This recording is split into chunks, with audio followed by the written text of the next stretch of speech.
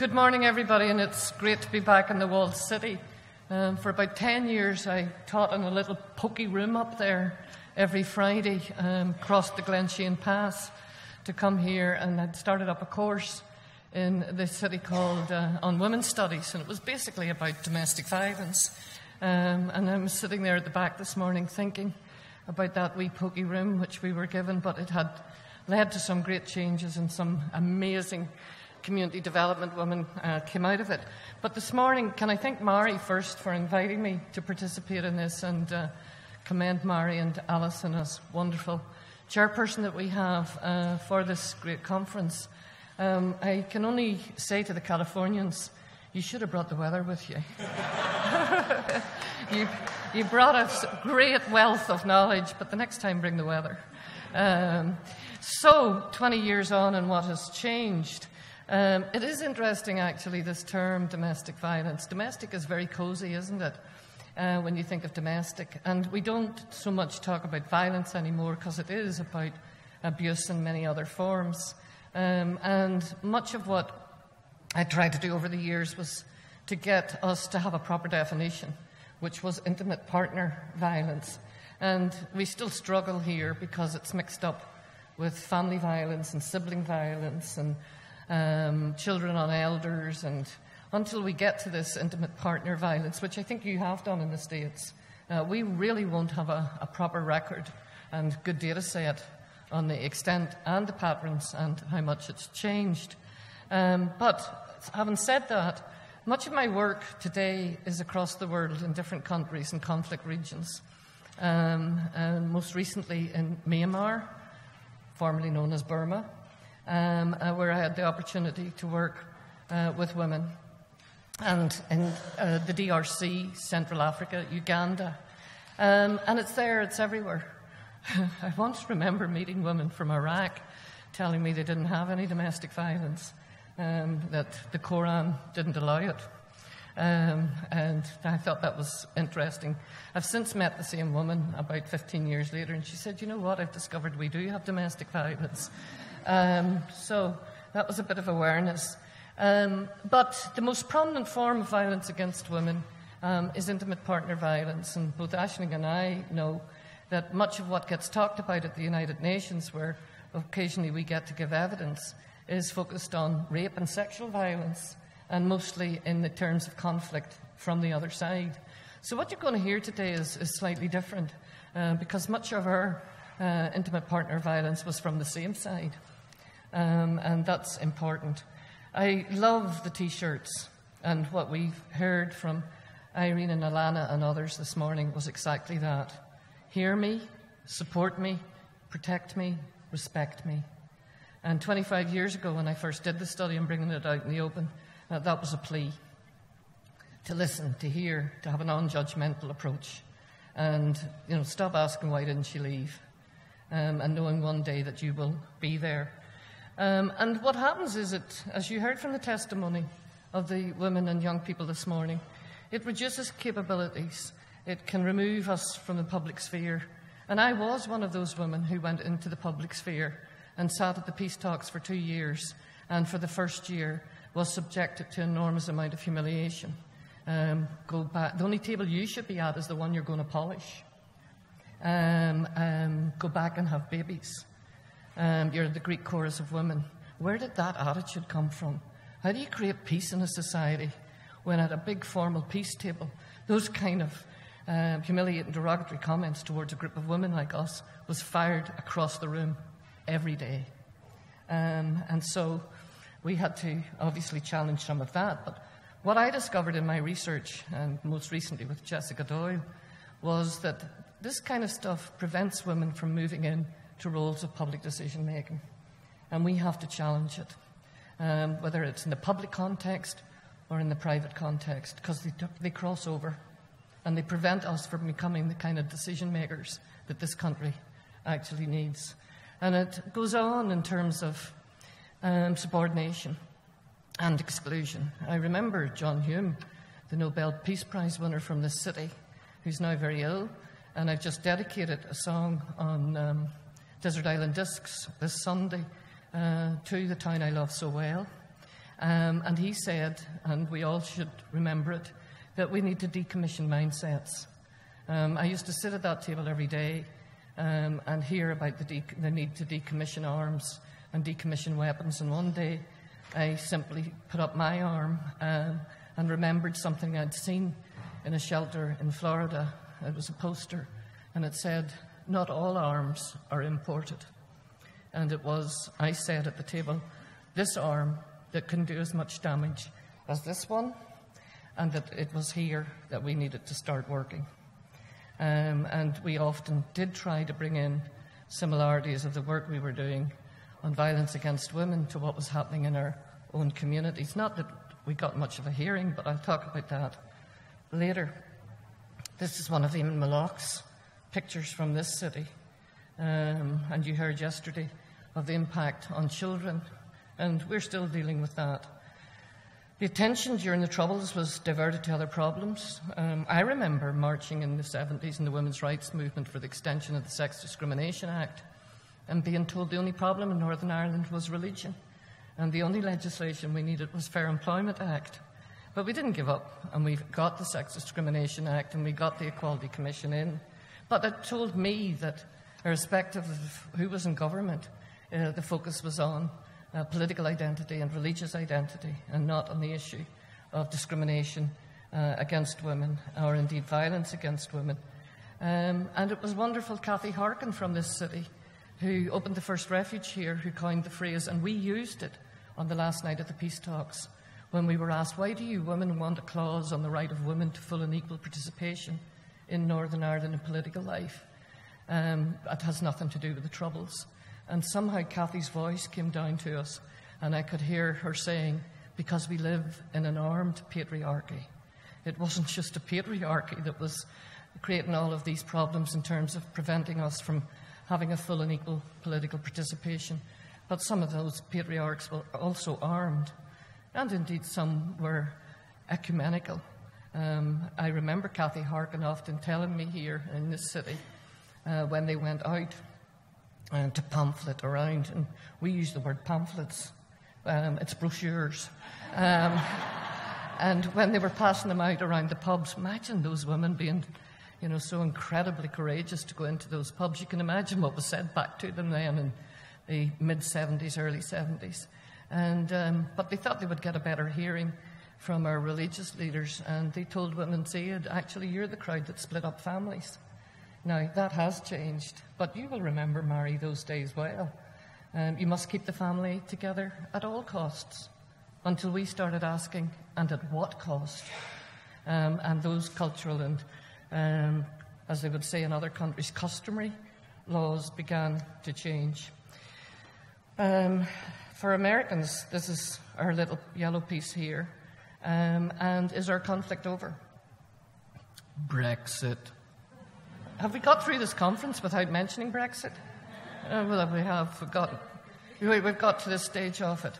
And I'll come back to that at the end, because we're going through this whole issue at the minute in terms of what the European Union has meant for us and what the European Union did. And I remember it again in terms of the women's movement, and indeed at the peace talks, was getting up from that table, commenting on the importance of being part of Europe and the importance of those directives from Europe on equality for women and equal pay, but also in terms of the rights that we'd brought in, and most recently under the Istanbul Convention and others on violence against women.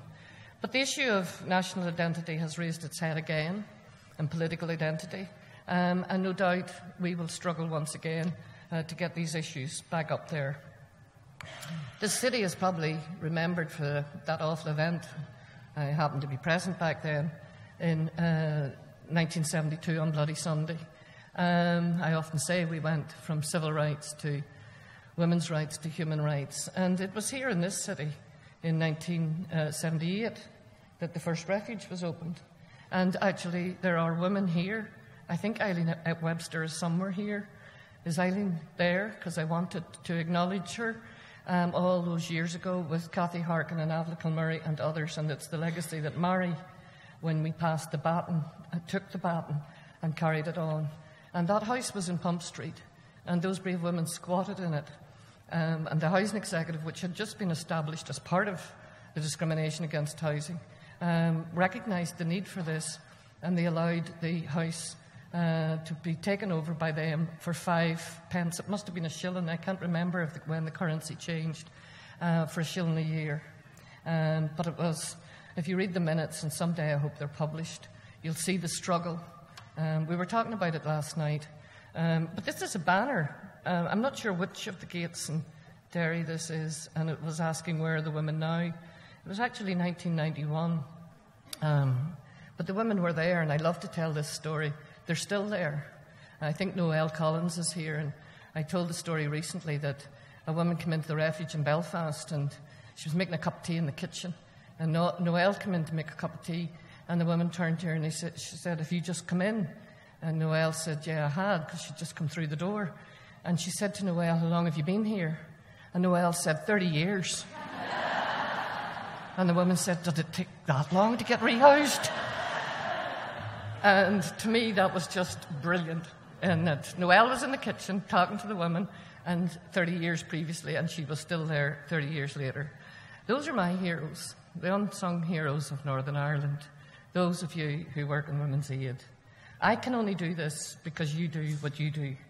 And the testimonies that I am going to report came from a collaboration with Women's Aid 25 years ago and then 25 years later. So it was called Bringing It Out in the Open, and the second one should have been called Keeping It Out in the Open. And it was the height of the conflict. There was a huge availability of firearms. Paramilitary groups were controlling areas. There was a limited access to policing. Resources, as I said, were redirected all the time to the conflict itself in terms of the word political terrorism. Other forms of terrorism, as we heard this morning, were not getting focused on. And there was a much weaker response from health providers. Even women would have told me back then they didn't want to bother doctors or people in casualty departments because they thought they had enough on their hands. But the impact also meant that often women were controlled in their own communities. Couldn't work outside the home, couldn't pursue further education, move freely. I actually remember women coming here in that little room behind this hall and they were coming across the border and getting out of their cars and taking buses because they didn't want their cars identified or who they were being identified as they came here in the 80s when the courses first started here. But it was the first opportunity that I felt we could start in this university to provide some opportunity for women to get access into higher education through these programs. But it was limited, and when I interviewed women, that was one of the things that their partners often tried to prevent them from getting that education. They often told me they had to close the bathroom doors and study in the toilets because the man wanted the woman back where he knew she was, and she might be getting a bit uppity if she was getting a better education than he had. And often when they got their degrees, they would say, "I want you back the way you were." And of course, you don't go back to where you were. You go somewhere else. And sad to say, I remember recording it, the number of women who ended up separated and divorced as a result of simply getting an education. And that had to come from our culture as well and what was happening. So I already spoke about not being able to participate in civic and community education. And today we talk about the coercive control and the reach of coercive control. So the capacity, did we transform our conflict? Did we transform every aspect of it? Was it just the violent conflict on the public side that we began to tackle and challenge? And did we transform these attitudes? So in the 25 years later, you have to be kind of old to get the opportunity to go back and do something 25 years later. And a young woman asked me yesterday in the workshop, and she said, "Are you going to do another one?" And I said, "In 25 years, I think I'll be pushing up the daisies." So somebody else will be doing this. Hopefully, my young colleague, Jessica, who did the research with me, will be able to repeat it. But it is the first longitudinal study. I took the same questionnaires and the same kind of structured interviews, quite long ones, and we interviewed over 100 women in '92, and we went back again and did the same thing with the same methodology And this is the kind of questions. What were the experiences? And I don't have time to go into all of this. And Aisling will pick up on some of the different experiences that women have when you're living in a conflict region. What changes had happened and what were the implications. The study was funded by the Department of International Development. And so the question was, does a political settlement make a difference? And so in Northern Ireland, we were commissioned and we wrote this report, and I have copies of it. And if you want a copy of it, feel free to ask me. And I can also send you the link to it. There's much more in it because we document the women's voices. As you heard this morning, those are the most important voices. Those are the ones we remember. And so although it was a quantitative study, it was also qualitative, because the quality of the testimony is what people remember. And I don't, unfortunately, have time to go into the experiences. And I'm going to skip all this because it's not an academic talk. But we did sample in 2 phases. It was exactly the same way as we did 25 years ago. First, we talked to the women, and every single health provider that the women went to, we then went and interviewed the health providers, every service, and if there was new services. And so we had 2 sides of the coin. And back then, as you heard this morning, our concern was that women wouldn't be re-victimised by the services that they turned to for help. And we wanted to see had that changed. There was the 12 refuges across Northern Ireland that we did it, rural and urban. There were travellers. When you put travellers up yesterday and talked about Travellers' Aid, I went, oh, they've got travellers in California. And then realised it was people travelling on planes. We actually have travellers in Northern Ireland, a group that go back centuries who are nomadic. Some are settled, and they would have very different experiences than settled women, and so need to have their voices heard as well. And all credit to Women's Aid in terms of providing safety, much needed safety, and to black and minority ethnic BME women. And it was all women, because it was all women in 92, and we did it again in 2016, and across the whole of Northern Ireland. And so I want to give credit to Women's Aid and to the solicitors, lawyers, who enabled us to meet with the women. It's amazing these days, that I don't know if it's the same in the States, but ethically, and Aisling will tell you this, when she was doing her PhD and I was working along with her, the universities do not allow doctorate students any longer, and for good reasons too, and ethical reasons, to do primary research, face-to-face research with victims. I don't know if that's the same in the States. So all this really, long research of 4 and 5 and 6 years is no longer with victims, no longer with the people. So that testimony is lost in many ways. Believe it or not, when I went back in 2016 to repeat it, and I was back at the university, I had to go in front of this big committee who kept asking me, and what kind of experience have you got? And what gives you kind of the right to talk to victims? And have you ever done this before? And it wasn't surprising. It was mostly an all-male panel, as we call it, a manel. And it was pretty hard to get through to them that, yes, I had done it before, and yes, I probably could do it, and I was making sure ethically I was doing it right with working with Women's Aid and providing for counselling afterwards if we were reopening Pandora's box, which you do when you ask women to tell their stories, and putting all the right steps in place. So there is a bit of a difficulty, and quite rightly you could even see that this morning in terms of providing a safe place for women to talk about what has happened and how careful we need to be in terms of how the media deal with this stuff.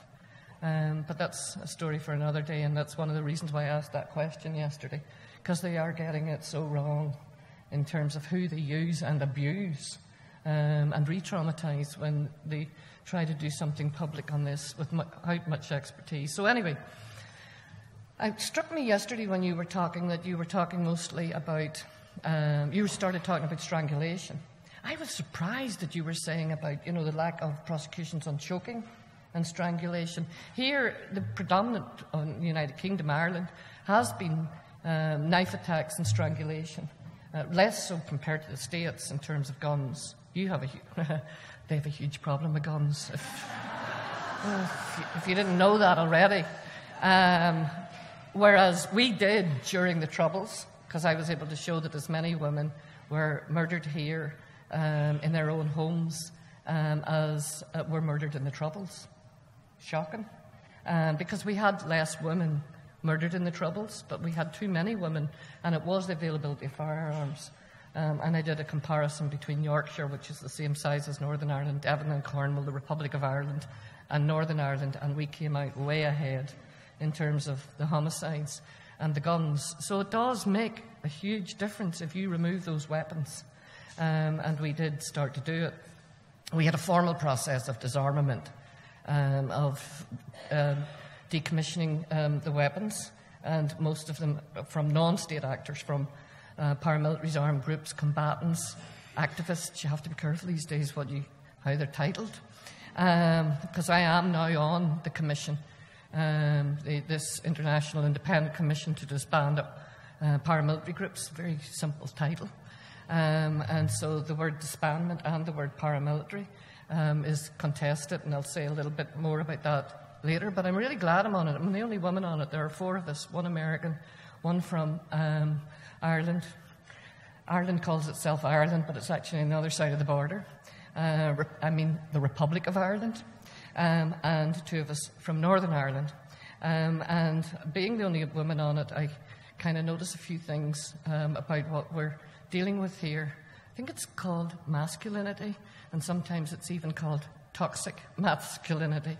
And the other 3 lovely men who have become really good friends say to me, could you explain what that is? But that's another story. And when I managed to get a paragraph in, and it's probably good enough time to read it, because I made 40 recommendations in a report on disbanding paramilitaries, which came out of the peace talks, the Fresh Start talks. Fresh Start. How many fresh starts are we going to have in Northern Ireland? But this Fresh Start asked us, 3 of us, John Alderdice, John McBurney and myself, to make recommendations. So we spent 6 months going around talking to the communities and to the various paramilitaries on ceasefire. We didn't deal with the ones not on ceasefire. And I said at the time, and this is when there was a bit of controversy after the report was published on, how did this get into this report? We forgot, yes, your woman, that blonde one from the Women's Coalition, yes, she must have been on that panel. So I said this, there's also a gender dynamic to the issue of disbanding paramilitary groups. The ex-prisoner groups and the former paramilitaries we met were almost all men. The masculinity issue attached to the status of being a paramilitary and the fear of being emasculated. How many times did I come across that word, emasculated, through a process of disbandment now needs to be addressed. And this is 21 years after the peace agreement was signed. So I then said, or we said, gender is also key to issues of exclusion and the marginalisation of women within these communities, as well as the transformation of relationships in the wake of our conflict. Where women are living in high-risk areas, where police officers are delayed or prevented from responding to calls due to concerns for their own safety, violence against women is likely to increase. And then I went on to say what we needed to do, and I talked about the UN Resolution 1325 on women, peace and security. And I am pleased to say that we did secure an extra £5 million after that report was published for women in community development.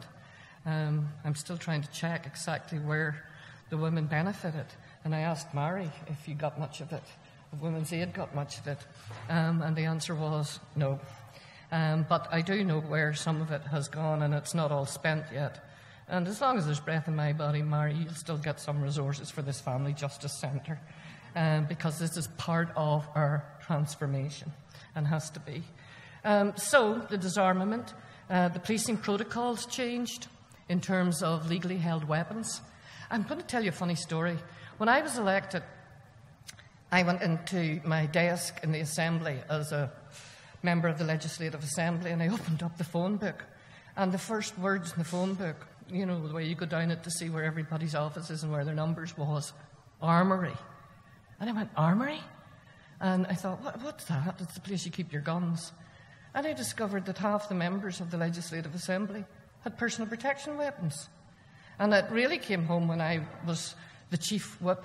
That's a pretty male term. I had to whip only one person, and that was Jane, and she didn't like being whipped very often.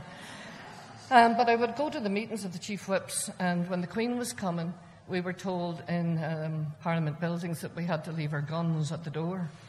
And I looked around the room, and they were all having a discussion on where they would leave their guns. I was the only one without a gun. This is Parliament buildings in the early 2000s, and it was every party. Just think about that in terms of personal protection weapons. I know you in the States don't have a problem. You have guns in your cars and your pocketbooks and everything.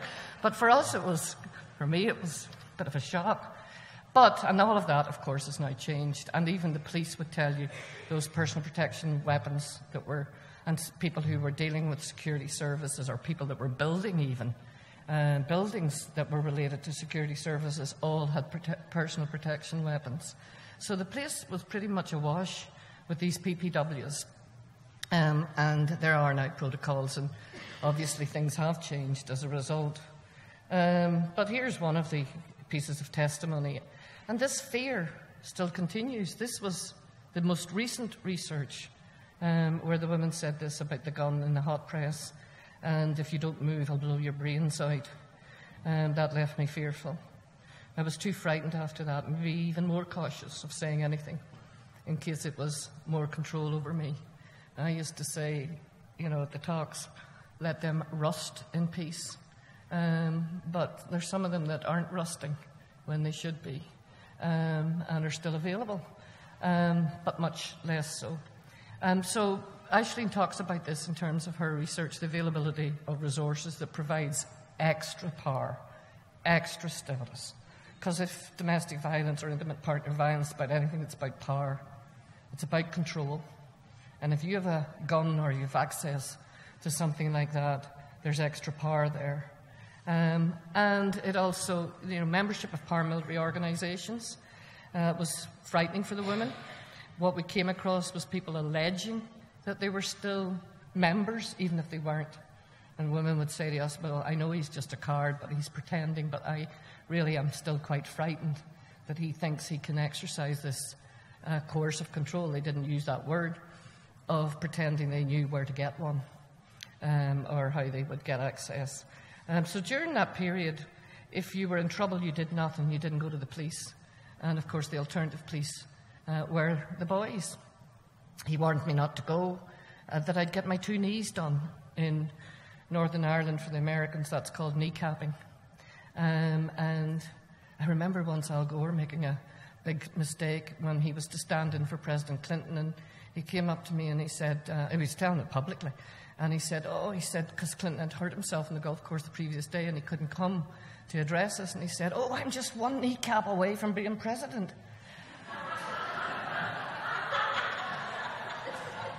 And we all went, oh no. Because our experience here is quite shocking. And of course, they are going down. There's still 88 of them, but there were over 100. And when I did the first research, some of those were on domestic violence. So the boys would say, I'll do them. But women were terrified of going because they knew that. And also then they'd be asked for favours as a result. But that was the absence of policing. And obviously the fear there was, if I didn't get my knees done, my brother would. So I had to keep it inside me and try and block it out. And we're still dealing with that problem. And we know now not to call it, or never should have, punishment attacks. Some are calling it paramilitary-style attacks, and others are simply calling it gangster attacks. Did women go to the paramilitaries? Yes. Somebody did say to me, 1 word in the right ear. I heard that over and over. If you give a word in the right ear, you can get them beat up. But then there was more control as a result of that, and they knew it. I took this picture from Colombia because I thought it was really powerful in terms of it's the famous picture from Guernica, but it's the women this time holding each other in sorrow.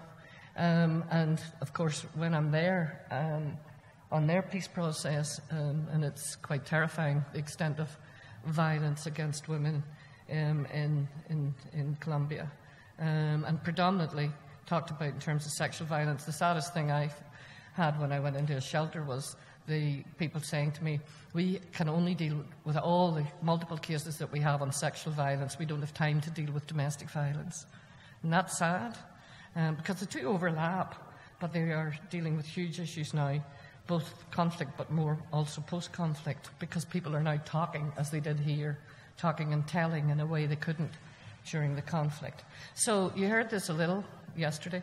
I think the Troubles affected me. We put up with so much, and there was a lot of apathy around bad, really bad situations. I would say that had a big impact on me. And it's only now that there are spaces opening. I think we were in an issue or an era of frozen watchfulness. We were too scared to say how much we knew. We were kind of frozen. And there's a bit of a thaw, and it's starting to melt. And as a result, more people are coming forward to tell what they couldn't tell back then. I'm engaged in the process of the families of the disappeared, and I've learned a lot in that process about how we can recover those bodies in a way that those families couldn't speak about before all those years. And some of the funerals I've gone to where the bodies have been recovered are 40 years old, and they're telling me that it's a great day for them that they finally got a body back to bury, because all those years they couldn't say much. But that is a process that we've opened up. And for Americans here, you need to know we've never dealt with the legacy of our conflict. We've never had a truth commission, a justice commission, some truth, some justice. We simply haven't had a commission to deal with the legacy. We've had lots of different ways, prosecutions, inquests, inquiries, but we've never actually had a process that deals with this. And more recently, colleagues of ours, Catherine O'Rourke and others, have written about the need to include women in that process who were particularly frozen and couldn't talk about what had happened. Okay, I need to move, otherwise Alison will be sticking up that 10 minutes. Oh, really? Oh, good. Now the Americans are going to hear how fast Northern Ireland people can talk. So there is still a continuation of that control, but it's has less significant impact now that we're in a post-peace agreement. And you heard me saying earlier, this allegations that they were in paramilitaries, etc. So quite a lot of women would have reported it early in 92, but not so much now in 2016. But they are still, and the women in the refuges will tell you, there are still women coming in saying that it still has an impact. For the police, and that's what we wanted to look at in terms of the help providers and support services, it used to be called ordinary decent crime, ODCs, and I actually came across, as you've heard me say before, ordinary decent murders. How can a murder be ordinary and decent? But it was actually categorised as that because it wasn't related to the political situation. So if it happened outside of politics, it was ordinary and decent. You were murdered, but it was ordinary and decent. So it was strange. And you've just mentioned something about depraved heart murders. I mean, where does this terminology come from in that it was far from being ordinary and decent? I literally went in and did the collection of the data in the police stations back then. And now it's all computerised, so there's a huge difference in terms of we actually now know what kind, predominantly male workforce. And, of course, there were areas that you didn't go into. And my famous case was in County Tyrone, where the police went in by helicopter. It wasn't El Salvador, it was here, Northern Ireland, in 1992. But they did respond, but by helicopter. So as a result of that, men, of course, perpetrating this would have a huge impunity, and they knew they could get away with quite a lot. Again, the police were, and you hear this in other conflict situations, police are you don't normally go to them. They wouldn't answer calls. Back then it was you had to make the call, wait 10 minutes and then phone back so that the police could actually ascertain if it was a genuine call. And sad to say, recently through my more recent work, some of these groups are using domestic violence calls fraudulently. They're actually calling the police to lure them into areas saying it's domestic violence when it's not domestic violence. And the police still have to check out whether it is or it isn't. And that's still the case all these years later. And he put it out that I was an informant. I'm from a Catholic area, so to put out that I was a police informant is highly dangerous. And so today, as we've seen, there are still these threats. We call it from dissident Republicans. But this still also I found in loyalist areas, and it remained a problem. You don't get the police in here. What did change? The patent reforms. I have a story to tell you, Stephen, about the name Murphy. Paul Murphy was our minister from the British government. Murphy's normally the Irish name. And he asked Cathy O'Toole, who sat on the Patent Commission for Police Reform. She came from Massachusetts, and you will remember that her first interest was on domestic violence because she introduced all these innovative programs in Massachusetts, and we managed to get her to come and be on the Patent Commission. And Paul Murphy, the minister, went up to her one day and he said, look, I'm from Wales and I'm the Secretary of State. And he said, my grandfather went, he was a Welsh coal miner, but his 5 brothers went to Boston. He says, any chance you could trace them? Their name's Murphy. And Cathy said, policemen called Murphy? There are millions of them in Boston. Where would I start? So good old Cathy got on to the patent police reform and many of the reforms that came through it. They didn't mention gender. They did have a quota, and the quota was for Catholics. But that benefited both the representation and accountability. So there are today a third. There's a concern that if the quota is gone, will that increase stop? And the proportion of female officers who were predominantly part-time back then, and only 13% of them, has gone up to 30%. And you mentioned the Alana, the wonderful woman police officer that you met. And there are wonderful male police officers. But I do think when women meet another woman police officer who has, especially if it's around sexual abuse and sexual violence, etc., it does make a difference. So I do believe that you have to have representative workforces. And we're still trying to get that up. And much more attention has been paid to this issue. It's a very strange picture. You wouldn't have seen it in '92. There was also a case taken. The reason why they wouldn't employ women in the police was because they said that a skirt and a gun don't work together. And then they went to the famous European Court and won their case. So they do wear their skirts. And in Northern Ireland, police still carry guns. They don't elsewhere in the United Kingdom or elsewhere or in the Republic of Ireland. So we are still an armed police service. And the name did change from police force to police service, and it changed into community policing, and that has made a big difference. But this has also changed. The attitudes, the culture, how we think about it. What are the societal issues leading to domestic violence? And I don't have time to go into this, but we should never lose sight of that in terms of the social and economic inequalities, the legislation, the frameworks, the cultural norms, and the communities. I mean, one of the most advanced things I've seen in other countries in conflict situations is the community mobilization against this violence. There's a program called SASA, Start, Act, Now, that's used in Uganda and has become a model. And I've sat down in mud huts in different parts with men and women working through this cultural, attitudinal, why power and control, and they don't have much of a difficulty having these discussions. And I've often thought back home, why am I not sitting down in parish halls? And this is often with religious leaders and cultural leaders, where they're having these discussions about the norms, about what creates this in terms of subordination and domination.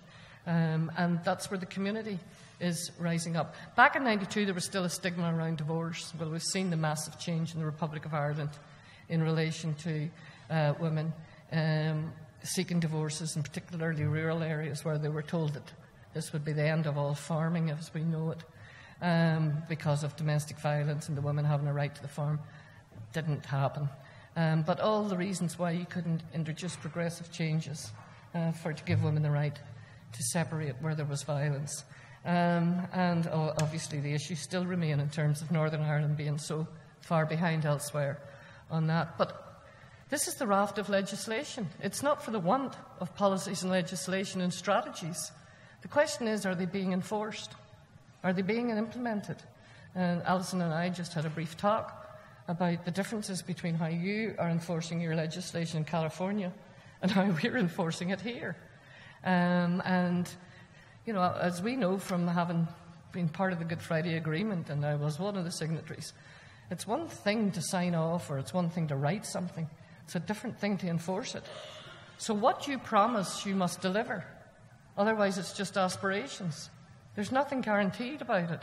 And, of course, if I had to go back now, I would put many more guarantees into many things, timetables and benchmarks, and how we would evaluate, monitor. The most important part of all my work, I have discovered, is monitoring. What we are supposed to say we're going to do, did we do it, how did we do it, and where are the gaps? And so we've had 3 strategies, and the most recent one has been the Stopping Domestic and Sexual Violence and Abuse, and it's great to see the 2 going together, because before that we were treating them separately. And I think we've already heard about the homicide reviews, long overdue, but now coming in. Briefly, positive appraisals, most definitely on the police. Social workers not having changed that much. Why? Because there's been huge cuts. I still think we have a lot of work to do there in terms of the training. And you heard about the children yesterday. For me, the protection of the mother leads to the protection of the child. Or the protection of the non-abusive parent leads to the protection of the child. But too many social workers came and said to me, we're overworked, we're understaffed, and we focus on the child protection, rather than the adult protection. And that is so important. Doctors, and the doctors don't like to hear me say this, that they haven't changed at all in 25 years. And they are often the first point of presentation. And I tried it out with my own surgery. I shouldn't. It was so unethical what I did. I had pneumonia after that trip to Myanmar in the middle of the monsoons. And I came back and I went in to see the doctor and I needed antibiotics, so I thought I'd try something and say, by the way, I'm doing this study on domestic violence. Would you participate in it? Do you see it much? No. Would you like to participate? No. So their tablets didn't work, so I went back in the following week to talk to another doctor. And I said to her, I'm doing this study, I'd be really interested. Do you see it much? Next door, right next door. Do you see it much? Yeah, I see it all the time. Would you like to participate in the study? I'd love to. The 2 doctors were next door to each other. And Noelle will know the frustration I had to get doctors to talk. But something's going on there where the GPs have still not lifted this to the level at which they need, particularly. Now, what mostly I want to tell you is the inconsistency. Some great doctors, some awful ones. Some magnificent social workers, others not so much. The police were getting it much better on consistency. In terms of, this is the policy, here's the training, implement it. It's still, we came across ones who were inconsistent, but relative to where they were 25 years ago, the helpfulness, how helpful did you find them? And we had a scale of helpfulness. They were coming out much higher. So, fast forward, support and help, and that's why the Family Justice Centre is so important. And we heard about the new cameras and the photographs and the other evidence. And the stats are now showing they're going up, so it's leading to the question, was there a spike? My view is there wasn't a spike after the ceasefires. Anyway, we never had. These were the same men. Unlike other conflicts, they weren't a standing army of non-state actors or paramilitaries. Our guys were coming home and living in our communities. So there wasn't a spike. What was happening was that there was now much more reporting. It was much better recorded. But everybody loves to think that after conflict's over, there's a spike in domestic violence. Because these men have stopped hating their enemy and they start creating the women as the enemy. The women in their homes were probably the enemy before, during and after, in terms of the way that they were often treated. And that's what a lot of my research and others. Arrests and cautions are much greater now. The new one of malicious communication. This is where the testimony of the woman told me much more work needs to be done on stalking and harassment. and of course the coercive control. Aisling will talk about the sanctions and impunity and opportunities that happen during conflicts. We wrote, Jessica and I, 7 policy implications, not just for Northern Ireland but for other conflicts. We said decommissioning of legally held weapons does make a difference, and that they need to be introduced as part of ceasefires and as part of peace agreements. Reforming the police after a political settlement makes a difference. Other security sector reforms that affect violence, intimate partner violence, should be included. We should be looking at what are the norms of masculinity post-conflict in terms of how soldiers, police, armed groups, etc. are still feeling a permission around this kind of stuff, that it isn't really a priority to be dealt with, and that needs to change. And so we wrote these policy implications. And where there's a shift in focus from the ethno-national conflict, you will get more reporting. And that could also lead to more resources. And of course, the last one, we need greater access to criminal justice. And I'm very taken by the fact that some of the services that we do, the behind the scenes, behind the screens, and giving evidence remotely. I was so taken yesterday when you said you were getting the victim to get safety inside the court and the perpetrator outside. Do you remember when we used to say that about women being able to stay in their own home and the man being excluded?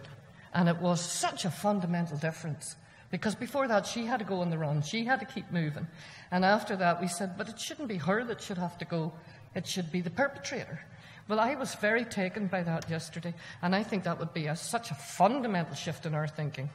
But all we're so far doing, and it wasn't great, and it still isn't, is the screens and the victim being able to give evidence remotely, etc.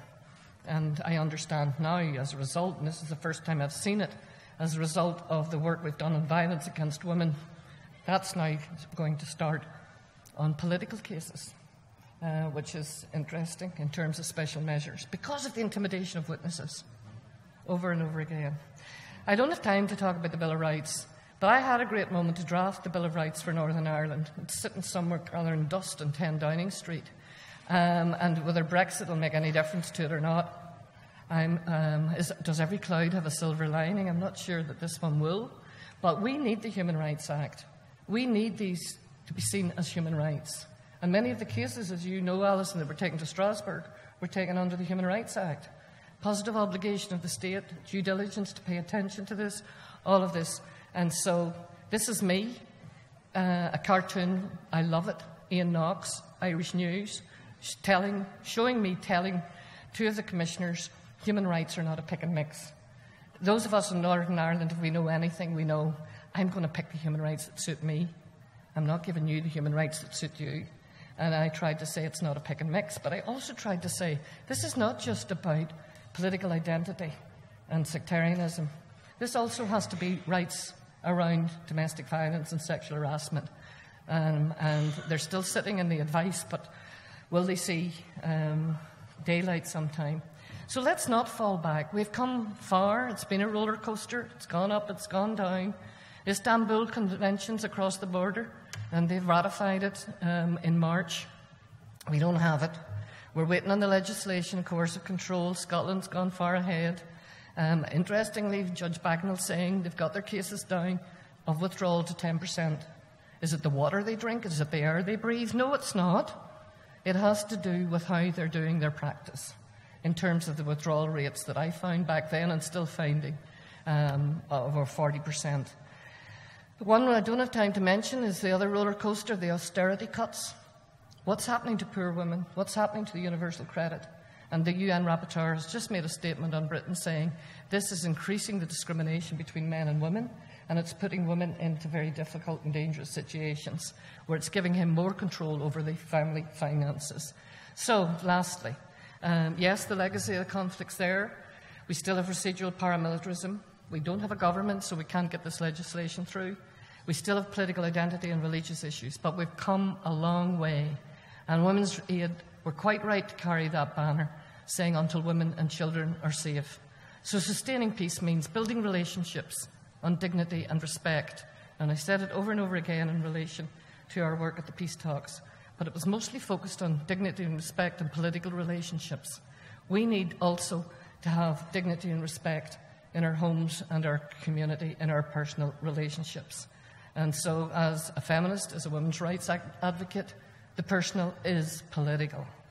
So the importance of a family justice centre, I've probably blown it that you'll ever get a family justice centre. You've got it. But I was going to say, they're going to say, that woman's too radical, don't give them a family justice centre. But yes, and I've been with you on that journey. I can't believe how hopeful I am if that one day we come here and see all of that under one roof. And it is so, so important. So that's hope. And I finish with a terrible murder that happened here in this city a few months ago on the 18th of April by a very brave young woman being mowed down by one of those armed groups. But the great response of the brave women in Derry who stood up to it, and this woman who puts up a placard that says it all. Don't tell me there's no hope. Thank you very much.